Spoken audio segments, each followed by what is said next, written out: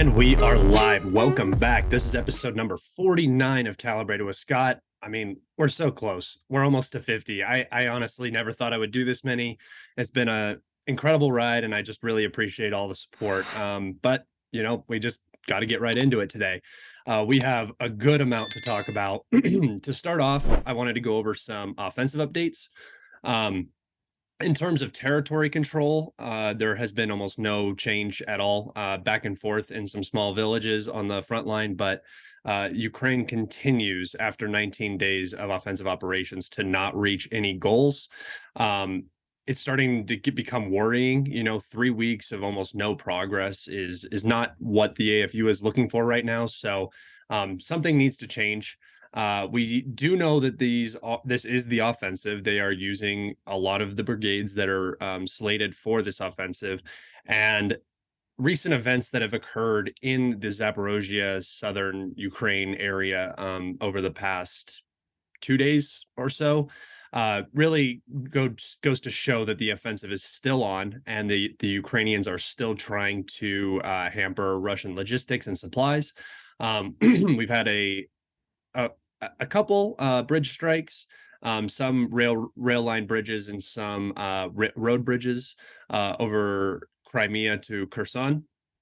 These bridge attacks, well, at least one of them was carried out with a Storm Shadow cruise missile, which we're starting to reach the very gray area where Russia had, the Kremlin and Putin had put down this red line where they said that a strike on Crimea with a Storm Shadow cruise missile would mean that Britain is a direct participant. This is about as close as you could get. The strike on this bridge was in the, transition zone between Kherson and Crimea. So if the Russians were looking for escalation, they have the excuse now. But the Ukrainians are continuing to try and, break up supply lines that the Russians are using to supply the Russian units in Kherson and Zaporozhye through Crimea. There's a couple problems with this. The first problem is that, as you can see here, all they have to do is put down a pontoon bridge. So the fix to these bridge attacks is quite quick, and it is actually harder now for the Ukrainians to target these crossings, because it's no longer a concrete bridge structure that is out in the open. The pontoon is now placed underneath the original bridge that helps defend it from attack from above. And even if the Ukrainians were to attack this pontoon bridge, it's out of HIMARS range. So they would have to be using Storm Shadow cruise missiles, which, a $4 million missile for a pontoon bridge is not usually the best use of your inventory. And it also means that you are expending a very, very valuable and limited resource that you just gained on, something that is definitely not worth that weapon's usage. So this is going to be a major problem for the Ukrainians. This is what I've said since the beginning.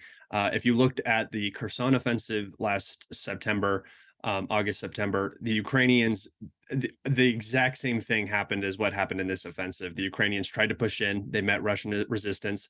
They didn't do anything for weeks and weeks and weeks. And the only reason the Russians ended up leaving Kherson was because of the dam from the threat from the dam, which we've seen clearly. And the Antonovsky Bridge had been hit with HIMARS and was not safe for, I assume, heavy cargo travel over the road. So they ended up pulling out. And I mean, for the right reasons. We can see it. The Russians would have been stuck on that side of the river for weeks if the dam had blown. So there is no Antonovsky Bridge or Novokharkovka Dam on Crimea. It doesn't exist. Other than, I mean, I guess you could say the Kerch Bridge is like that. But the Ukrainians are not in range, and Storm Shadows are not going to do the necessary damage to take out the Kerch Bridge. So you can see that the playbook is the same, probably the same leadership making the same decisions, and it's just not playing out the same because the tactical and strategic situation on the ground doesn't allow it in the same way that it did in Kherson. I think that the Ukrainians also had an idea that the Russians would not fight like they did in Kharkov. I think that was a terrible assumption, and they're paying dearly for it. They haven't even made it to the first line of defense. So there's there is a feeling in the air of failure. You already have, you know, uh, officials from the Ukrainian government talking about, the next counteroffensive, uh, which is admitting failure almost already, talking about F-16s and Abrams for the next counteroffensive. What happened to the one that's currently ongoing? I mean, it is actually happening right now, and you're talking about the next offensive. You're already trying to secure funding and weapons for the next one, and you haven't even shown success in your current one. It's this weird mindset that they have, and it's just not working out. Um, I there's a there is a big development. This is a massive thing that occurred recently, and that is that the Ukrainians are once again going into a full mobilization. So this is it has to be the 10th or 11th mobilization they've done, but this time Ukrainians are not excused for medical reasons. They must still report, and it is all Ukrainian men, not just specific men. They get notices or they get, subpoenaed basically to go do it.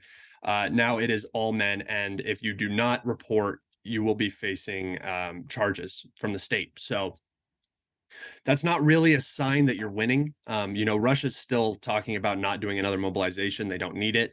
What happened to all of the men from the last mobilization? We're getting some numbers from this offensive. People are saying now, after 19 days of combat, that the Ukrainians in the Zaporozhye region alone have lost 14,000 men, KIA and wounded in action, which is not unrealistic for the kind of battles we've been seeing and the horrible situations the Ukrainians have been getting themselves in. This is not counting other fronts, so the casualties are higher, definitely. We're seeing Russian progress in Kharkov region. We're seeing Russian progress, some Russian progress around Marinka, nothing significant. But, the Ukrainians continue to take casualties across the entire front line, as well as this massive casualty event in Zaporozhye. So the Ukrainian government's looking at it. They're saying, if we want to fight in 6 months to a year, we need to mobilize now and get these guys into the line to fill gaps as soon as possible. All of this, to me, speaks to failure of the counteroffensive.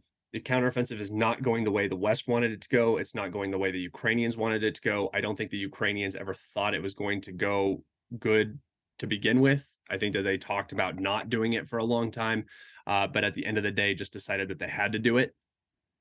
And now what we're looking at is a very tense and unpredictable situation in Ukraine. You have a failing Ukrainian counteroffensive that Ukraine was relying on. They needed this to work, and they still need it to work. I mean, that hasn't changed.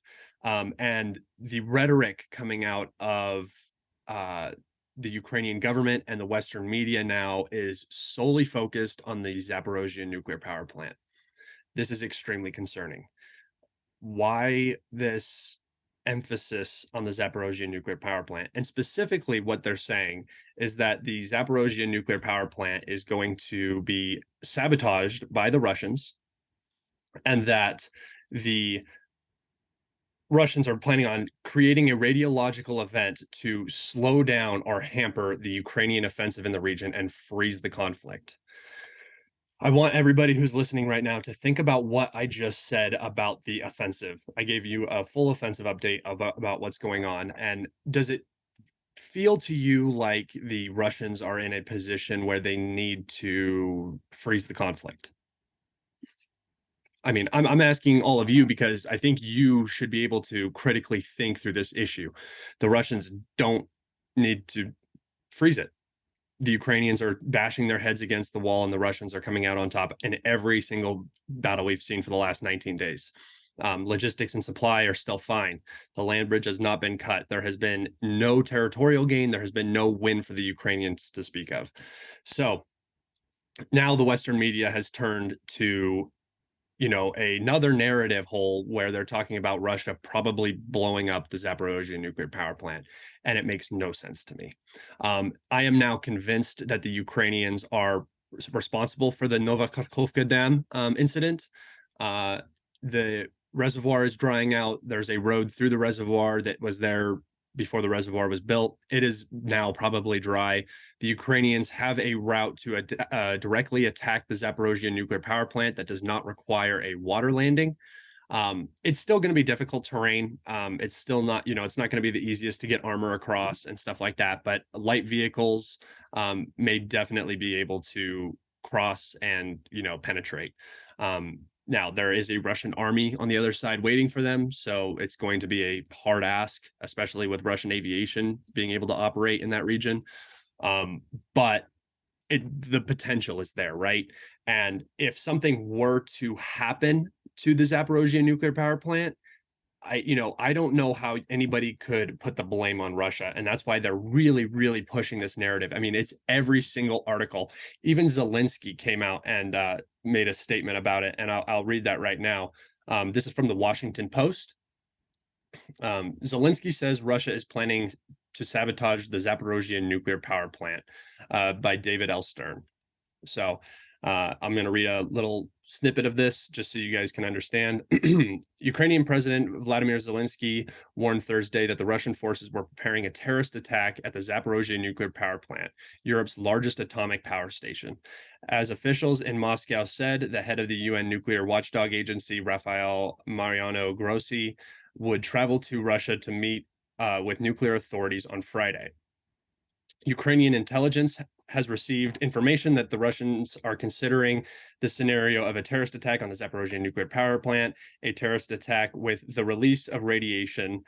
Zelensky said in a video address released on social media on Thursday. They have prepared everything for this. And lastly, Zelensky did not provide further details, but said Ukraine will share all the evidence with Kiev's international partners, all of them. He also warned that the radiation knows no borders and who it hits will depend on the direction of the wind. Okay. So he's not providing evidence. That's the first red flag. If you have the evidence, show it. Preempt the nuclear disaster, save your country. Expose the Russians for what they're doing and just open the floodgates. I mean, that would crush Russia if, internationally and geopolitically, it would make China back off, India back off, Saudi Arabia pull back. It would ruin the Russians. Post it. Put it out on the internet. Put out this undeniable proof that you have that the Russians are going to blow the Zaporozhye nuclear power plant and cause a radiological disaster. Do it. But you can't, and you won't. You're going to share it with your partners. Your partners are in on the plan, so you're not really doing anything. This is theater. This is drama. This is to make people pay attention to the conflict. There are two scenarios I see this going down from a Ukrainian perspective. The first one is that this is not going to happen at all. There will never be a radiological disaster. There's no plan to sabotage the Zaporozhye nuclear power plant from either side. And maybe, the Ukrainians would like to capture the Zaporozhye nuclear power plant, but there's no actual sabotage going to happen. It's just a way to once again distract everybody from the failing counteroffensive and bring international eyes back to Ukraine. Ukraine is losing, and they are going to start losing eyes. They start losing eyes and they start losing hearts. They're going to lose funding. They're going to lose military equipment, and things are going to go downhill very quick. They have to do something. This was the distractions that I talked about last week or a couple days ago with Brian Berletic from the New Atlas. What is the distraction? Kiev could do anything, and this is potentially one of the things that they may do. The second option that I've thought about is that there is a plan. And this one is very concerning to me. I'm not a doomsayer. I'm not a World War III guy. I'm not a nuclear war guy. I don't really push that or promote that very often. I don't think it's regularly in anybody's interests. And if we were to get into a nuclear war, I figured we would stumble into it, just like in the Cuban Missile Crisis. There was direct confrontation, but both sides really did not want a nuclear war, but we got so close to having it just because, you know, each side wants to win and neither side wants to back off. We are looking at that again. I do believe that we are coming up quickly approaching the Cuban Missile Crisis of our generation, and it could very well potentially be focused around the Zaporozhye nuclear power plant. If the Ukrainians were to, or the Russians, let's say either side, were there was a radiological event in Ukraine. The international community, the West, the United States, and Europe, cannot sit idly by. You cannot allow a nuclear event to occur in Europe that could affect, harvest, crops, could affect populations, could affect other, European countries, NATO members. You cannot sit idly by and let that happen. This is the perfect false flag for Western intervention into Ukraine.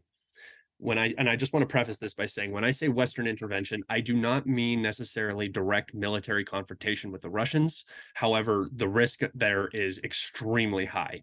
What I mean is an operation by NATO to enter Ukraine, secure a specific portion, possibly up to the Dnieper, wherever they want it to be. It could be the current lines, and they would like to freeze the conflict. It is a risky option to take. The West is potentially about to escalate in the hopes of de-escalation, which is, personally, to me, I don't think that that's going to work. I don't think the Russians can sit by and let that occur. And I think it's the wrong decision. But I think that the people in the State Department and the Biden administration are at the very bottom of that narrative hole. I've said this multiple times, but they are squirming. They don't know what to do. They don't know where to go. They are stuck. And the only option that they may have is to go in and either directly support the Ukrainian military or go in and freeze the conflict and secure however much of Ukraine they can. They have made this an investment. This is a big deal to a lot of people. You have defense companies saying that they're going to start building weapons plants in Ukraine. Don't really know how that's going to work with Russian missile threat. The only way it works is if you have a large NATO presence, and striking said facilities would be an act of war against the West. It's making me incredibly nervous. I've never really been, throughout this whole thing, I've always downplayed that aspect of the conflict. Dirty bomb stuff, massive terrorist events, stuff like that. I just never really thought it benefited either side. But now, through my personal logic, I think that it would benefit the West if it worked out. And that's the big if, right? If the Russians do nothing, if they sit back and allow Ukraine to be completely captured by the West, basically is what it would end up being. They would be welcomed in. They would occupy Ukraine, and then Ukraine would eventually probably become part of NATO. So this idea that, and this is not just some idea I came up with. This is everywhere. There's articles all over the place. We had one from Sky News saying that basically the gist of the article was, we have to enter Ukraine with NATO forces because Ukraine is going to lose this war and fail in the offensive if they do not get the necessary air support. And they were quoted as saying, it's not one squadron of F-16s, it's not two squadrons of F-16s, it needs to be a full force, and that means NATO involvement, or potentially a coalition of the willing, not, a direct NATO intervention into Ukraine, but perhaps a Polish, Lithuanian, Estonian, whatever intervention into Ukraine, which would be, no different than a NATO intervention, but just without the risk to the United States and Western Europe, perhaps. I think this would be an incredibly poor decision for Poland to make. Article 5 would not protect them in this instance if they entered into Ukraine. And I don't think the Russians can allow it. I don't think that that's on the table for them.